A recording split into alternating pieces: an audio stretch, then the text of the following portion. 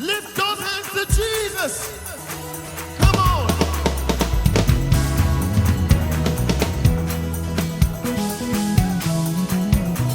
Lift your hands together.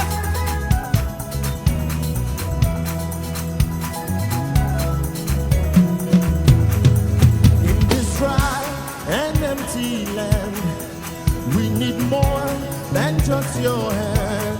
We need your word, your voice.